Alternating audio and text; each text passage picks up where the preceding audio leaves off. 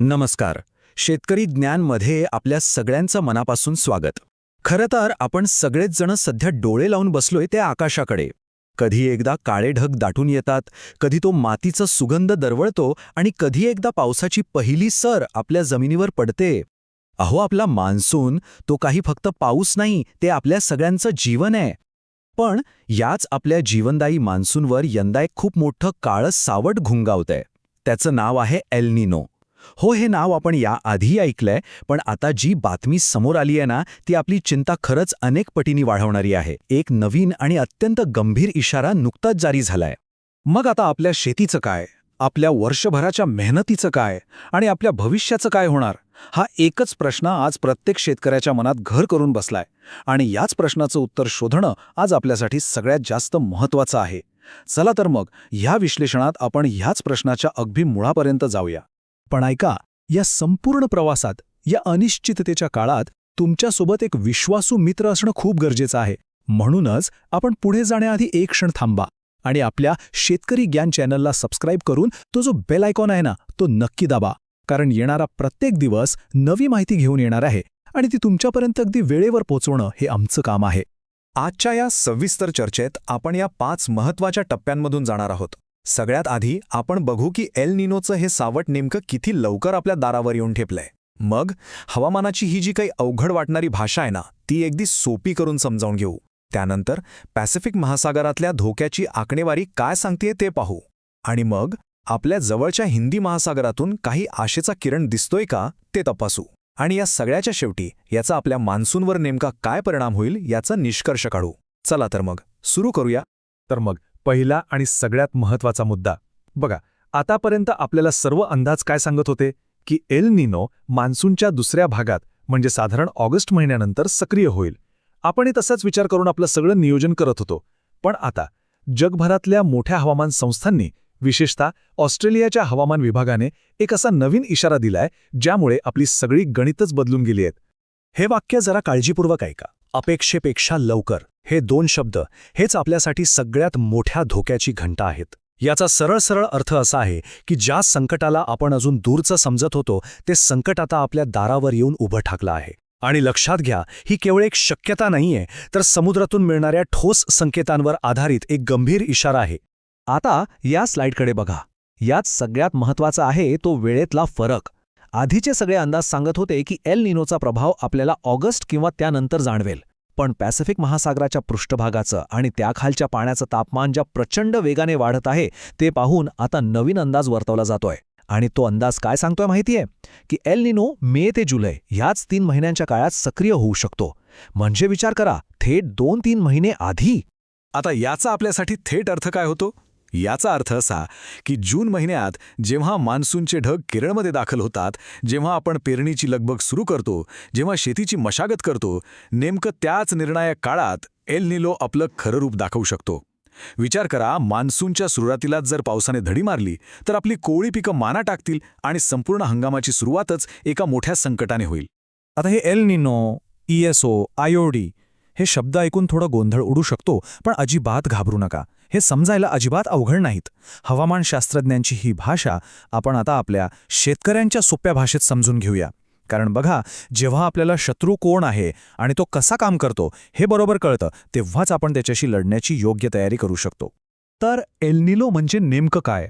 अशी कल्पना करा की आपल्यापासून हजारो किलोमीटर दूर असलेला तो जो पॅसिफिक महासागर आहे, तो जणू काही जगाच्या हवामानाचा एक मोठा इंजिन आहे. जेव्हा हे इंजिन व्यवस्थित चालतं तेव्हा सगळं काही सुरळीत असतं. पण जेव्हा या इंजिनला ताप येतो, म्हणजे तिथल्या समुद्राचं पाणी अस्वाभाविकपणे गरम होतं, तेव्हा हे इंजिन बिघडतं. आणि त्याचा परिणाम म्हणून जगभरातल्या वाऱ्यांची दिशा बदलते, पावसाचं चक्र पूर्णपणे विस्कळीत होतं आणि भारतात येणाऱ्या मान्सूनच्या वाऱ्यांचा जोर आपोआप कमी होतो. हा जो एल निनो आहे ना, तो ENSO नावाच्या एका मोठ्या हवामान चक्राचा एक भाग आहे. याला तुम्ही एका झोपाळ्यासारखं समजू शकता. जेव्हा हा झोपाळा एका बाजूला जातो आणि पॅसिफिक महासागर गरजेपेक्षा जास्त गरम होतो, तेव्हा त्याला म्हणतात एल निनो, जे आपल्यासाठी वाईट असतो.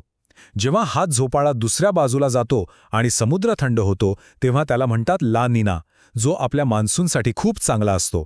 आणि जेव्हा हा झोपाळा बरोबर मध्ये असतो तेव्हा त्याला न्यूट्रल म्हणजे तटस्थ स्थिती असं म्हणतात. मग आताची परिस्थिती काय आहे? तर सध्या हा ENSOचा झोपाळा मध्यभागी आहे, म्हणजे तटस्थ स्थितीत. पण धोक्याची सूचना हीच आहे की तो आता वेगाने उष्ण टप्प्याकडे म्हणजेच एल निनोकडे झोका घेऊ लागला आहे. समुद्राच्या वाढत्या तापमानामुळे त्याची गती वाढली आहे आणि हीच त्याची वाटचाल आपल्याला येणाऱ्या संकटाची चाहूल देत आहे. शास्त्रज्ञ हे अंदाज काही फक्त अनुभवावरून लावत नाहीत. याच्यामागे 24 तास समुद्रावर नजर ठेवून गोळा केलेली ठोस आकडेवारी असते. असं समजा की पॅसिफिक महासागराला जणू काही ताप आला आहे आणि हा ताप मोजण्यासाठी शास्त्रज्ञांकडे विशिष्ट थर्मोमीटर आहेत. चला आपण बघूया की हे थर्मोमीटर आपल्याला नक्की काय सांगत आहेत. आता आपल्या मनात साहजिकच प्रश्न येईल की एवढ्या मोठ्या समुद्राचं तापमान मोजतात तरी कसं? तर यासाठी समुद्रात अनेक ठिकाणी स्वयंचलित उपकरणं बसवलेली आहेत, सॅटेलाइट्स आहेत आणि जहाजांमधून सतत तापमान मोजलं जातं. आणि या सगळ्यातून एक महत्त्वाचा आकडा मिळतो जो आपल्याला एल निनोची अगदी अचूक पूर्वसूचना देतो. हा आकडा आहे निनो इंडेक्स 3.4चा. एप्रिलच्या मध्यापर्यंत तो होता उणे 150°C. आता तुम्हाला वाटेल की आकडा तर उणे आहे, म्हणजे तापमान कमी आहे, मग काळजी कशाला? हो, तुमचं बरोबर आहे. तांत्रिकदृष्ट्या ही अजूनही तटस्थ स्थितीच आहे. पण मित्रांनो, इथे खरा खेळ आकड्याचा नाही तर त्याच्या बदलण्याच्या वेगाचा आहे. हा जो निनो इंडेक्स 3.4 आहे ना, तो पॅसिफिकचा ताप मोजणारा एक डिजिटल थर्मोमीटरच समजा. काही महिन्यांपूर्वी हा आकडा जास्त उणे होता, म्हणजे तापमान थंड होतं. पण गेल्या काही आठवड्यांपासून तो खूप वेगाने शून्याकडे आणि आता शून्याच्या पुढे म्हणजेच धन आकड्याकडे प्रवास करत आहे. थर्मोमीटरचा पारा जसा झपाट्याने वर चढतो, अगदी तसाच हा निर्देशांक वाढत आहे आणि ही वाढच एल निनोच्या आगमनाचा सगळ्यात मोठा आणि ठोस पुरावा आहे. आणि फक्त एकच नाही तर अनेक संकेत एकाच दिशेने बोट दाखवत आहेत. समुद्राच्या फक्त पृष्ठभागावरच नाही तर खोलवरचं पाणीही आता गरम होऊ लागलं आहे. वाऱ्याच्या दाबातील फरक दाखवणारा सदन ऑसिलेशन इंडेक्स उणे 7.7 पर्यंत खाली आला आहे, जो एल निनोसाठी अगदी अनुकूल स्थिती मानली जाते. आणि मॅडन जुलियन ऑसिलेशन नावाचा एक घटकही पॅसिफिकमध्ये तापमान वाढवण्यासाठी मदत करतोय. हे सगळे संकेत मिळून एकच गोष्ट ओरडून सांगत आहेत, एल निनो वेगाने आणि मोठ्या ताकदीने आपल्या दिशेने येत आहे. आतापर्यंत आपण फक्त पॅसिफिक महासागरातला धोक्याबद्दलच बोललो आणि हे सगळं ऐकून थोडी निराशा वाटणं अगदी साहजिक आहे. पण थांबा, प्रत्येक कथेमध्ये एक आशेचा किरण असतोच.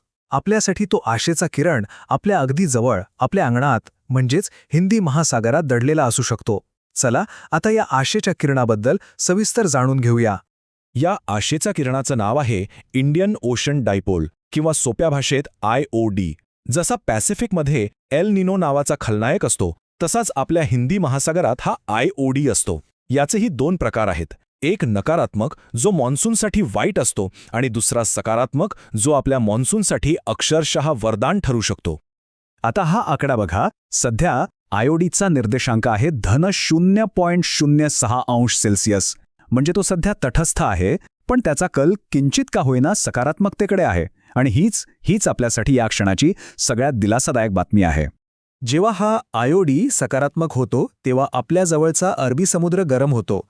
यामुळे मोठ्या प्रमाणात बाष्प तयार होतं आणि मान्सूनच्या वाऱ्यांना एक अतिरिक्त बळ मिळतं. अगदी सोप्या भाषेत सांगायचं झालं तर एक सकारात्मक IOD मान्सूनसाठी एखाद्या बूस्टर डोससारखं काम करतो. आणि इतिहासात असं अनेकदा घडलं आहे की एल निनो असून सुद्धा केवळ सकारात्मक IODच्या मदतीने आपला मान्सून सामान्य राहिला. ही स्लाईड आपल्याला यंदाच्या मान्सूनचं खरंच चित्र दाखवतेय. ही एका महासागरीय युद्धाची स्थिती आहे असं समजा. एका बाजूला आहे पॅसिफिक महासागरातला खलनायक एल निनो, जो आपल्या मान्सूनचा प्रवाह अडवून त्याला कमजोर करू पाहतोय. तर दुसऱ्या बाजूला आहे हिंदी महासागरातला आपला संभाव्य मित्र IOD, जो आपल्या मान्सूनला वाचवण्यास मदत करू शकतो. या 2 महाशक्तींच्या लढाईत जो जिंकेल त्यावर आपल्या शेतीचं आणि आपलं भवितव्य ठरणार आहे. पण एक गोष्ट लक्षात घ्या, या आशेच्या किरणावर आपण पूर्णपणे अवलंबून राहू शकत नाही.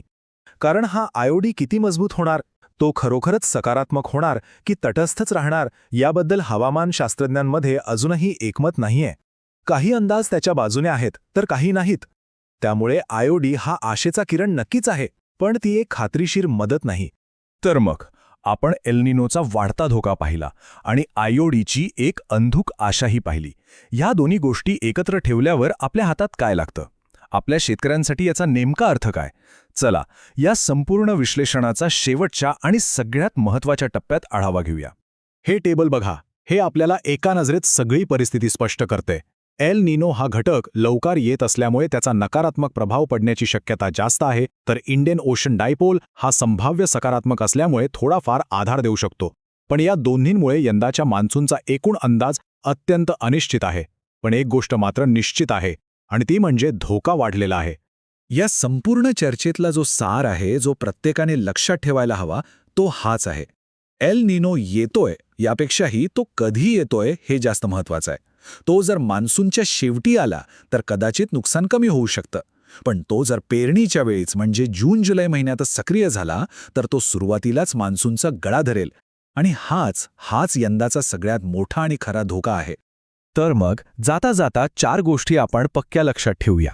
पहिलं, परिस्थिती अजूनही पूर्णपणे हाताबाहेर गेलेली नाही, ती बदलू शकते, त्यामुळे आपल्याला सतत नजर ठेवणं गरजेचं आहे. दुसरं, या क्षणाची सगळ्यात मोठी चिंता एल निनोचं लवकर येणं हीच आहे. तिसरं, आयोडी आपला मित्र ठरू शकतो, पण त्याच्यावर पूर्णपणे विसंबून राहता येणार नाही. आणि चौथं आणि सगळ्यात महत्त्वाचं म्हणजे या अनिश्चिततेच्या काळात योग्य आणि वेळेवर माहिती मिळवून जागरूक राहणं आणि आपल्या शेतीचं नियोजन करणं हेच आपल्या हातात आहे.